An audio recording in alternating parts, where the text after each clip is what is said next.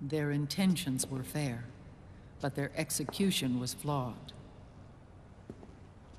Zero developed weapons, amassed armies, used information for extortion, all in order to gain more wealth. He was obsessed with controlling awareness on the inside from the outside. But I cannot imagine that's what the boss would have wanted. They both misinterpreted her will.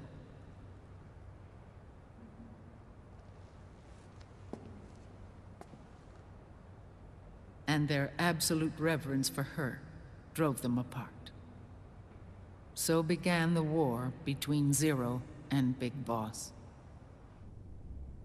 Opposing interpretations, each striving to realize the boss's will. Everything you see today stems from their Cold War.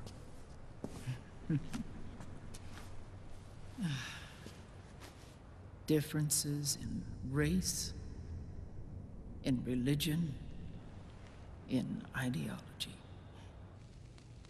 This war they've caused is no different from any other human error in history.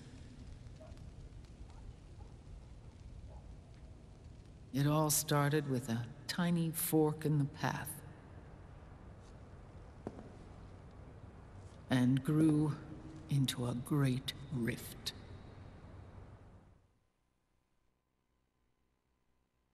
There was nothing left of the boss's noble will in their struggle. All that remained was hatred, a passion to destroy one another. Big Boss returned to the US with a plan in mind, and once again assumed command of Foxhound. In Outer Heaven, and then Zanzibar Land, Big Boss plotted coup d'etat against Zero. But you, Solid Snake, his own clone, foiled his efforts both times. Big Boss and Gray Fox, Frank Yeager, were left near death. Zero recovered their bodies.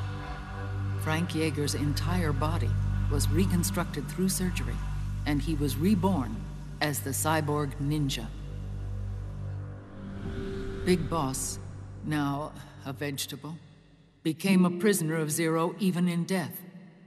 For Zero, more than anyone else, your father was an irreplaceable icon.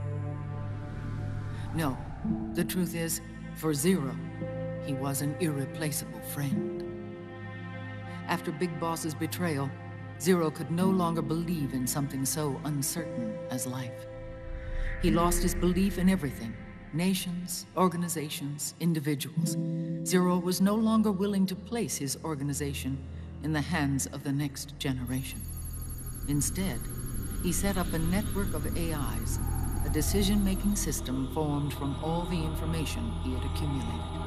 He built 4 AIs, GW, TJ, AL, and TR, as sort of a digital Mount Rushmore, and 1 core artificial intelligence to unite them, John Doe.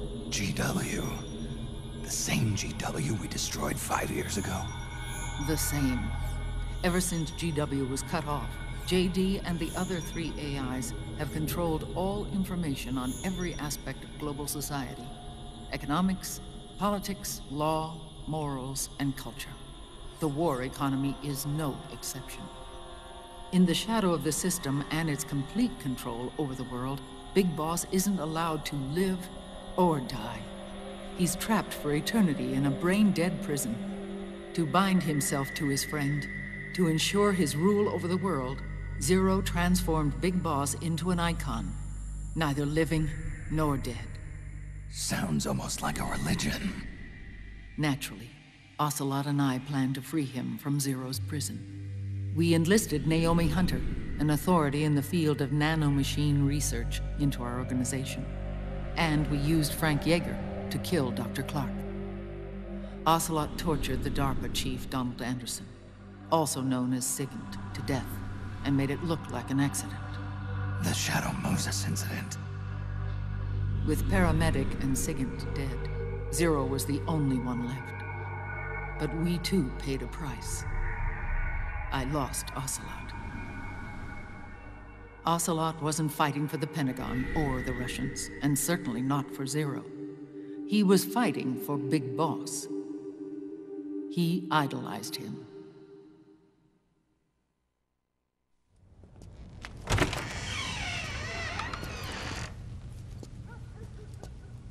When Ocelot grafted Liquid's right arm to his own, his body was taken over by Liquid's thoughts and spirit. He may be Ocelot in physical form, but his mind is Liquid's. I was the last one. And then, someone appeared to help me. Raiden.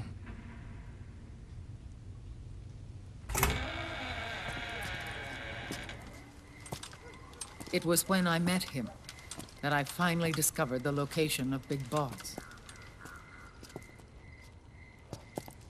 It was in the data he obtained from GW. Together, he and I retrieved Big Boss. But Big Boss was still asleep, as Zero had left him. Why did Zero keep him alive?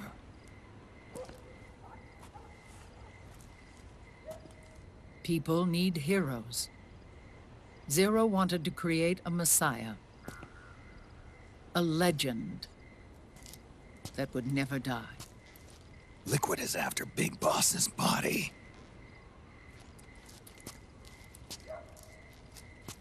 Is it here?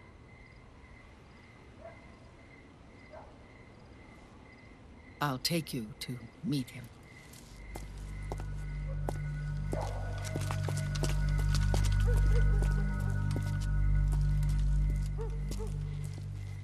This is his pyx, his holy ark.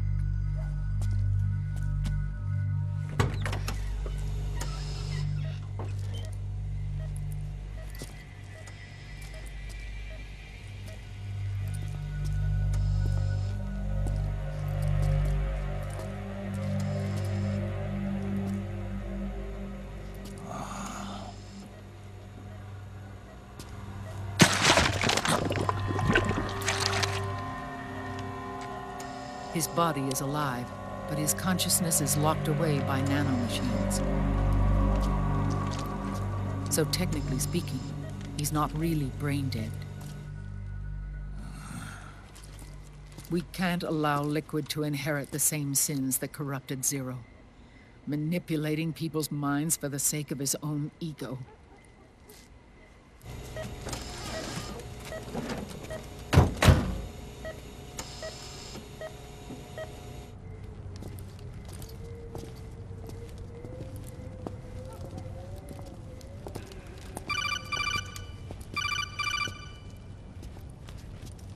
Otacon.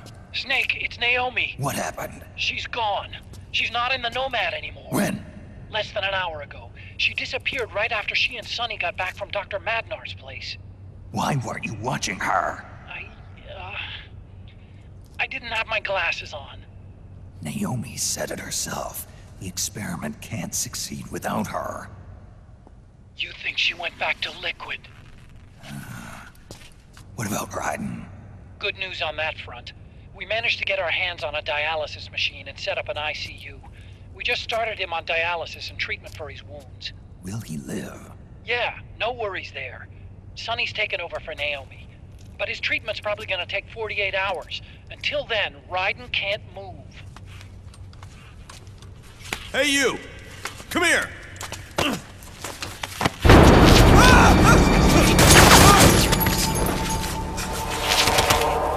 What the hell is that?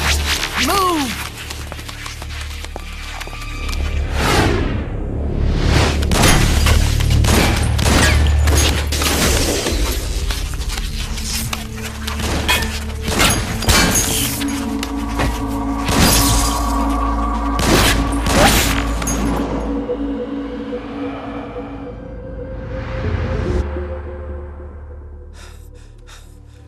Scarabs. Unmanned scouts. They've found us. We're moving out. Snake, the PMCs are converging on your location. Damn it! They're sending in Gecko! They'll be on you in less than 5 minutes! Are they ready? Yes, ma'am. We'll escape through the canal route using the real van. Get it ready. Hurry. Yes, ma'am. Snake, over here. We've got decoy vans set to draw some of our pursuers away.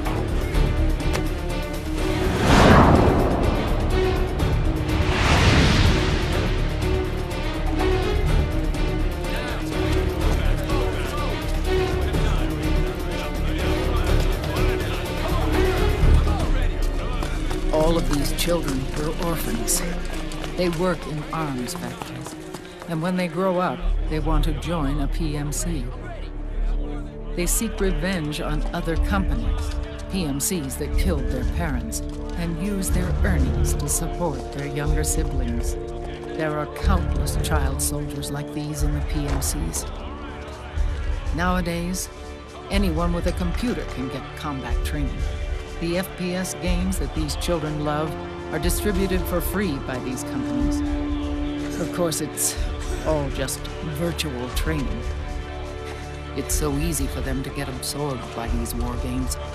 And before they know it, they're in the PMCs holding real guns. These kids end up fighting in proxy wars that have nothing to do with their own lives. They think it's cool to fight like this. They think that combat is life.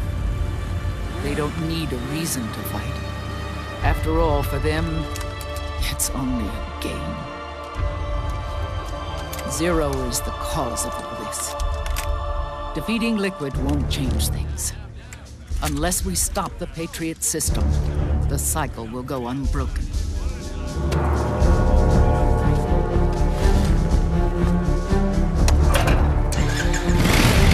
Hop on.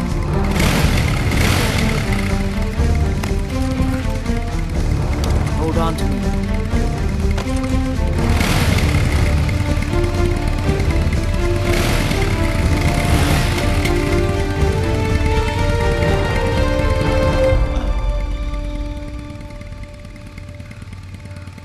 With so many wars being waged, oil and biofuel have become as precious as diamonds.